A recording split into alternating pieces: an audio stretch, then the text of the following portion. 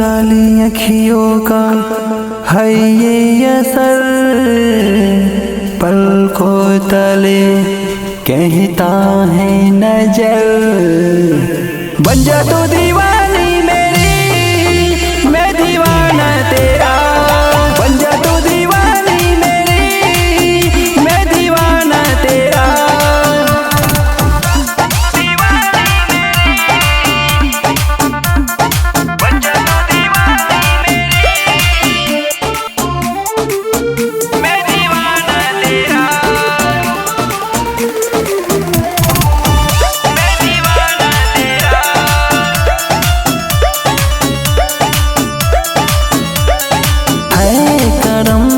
तेरा जो दुआ में कबूल किए हो, लाखों यूं तो है हो, पर दिल मुझको तुमने दिए हो।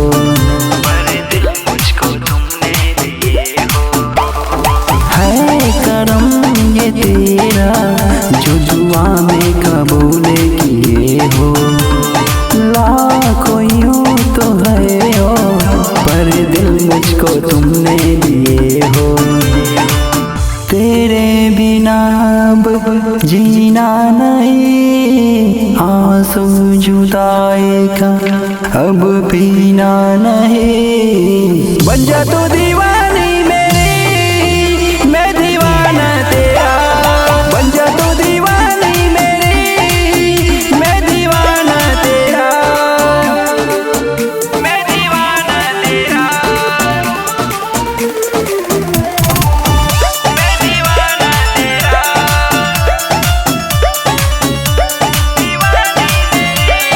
कैसे दिल को संभाले यार, अब तो संभलता नहीं है। खुद से हूँ मैं बेकाबू, तेरा जादू अब हटता नहीं है। तेरा जादू अब हटता नहीं है। कैसे दिल को संभाले यार, अब तो संभलता नहीं है।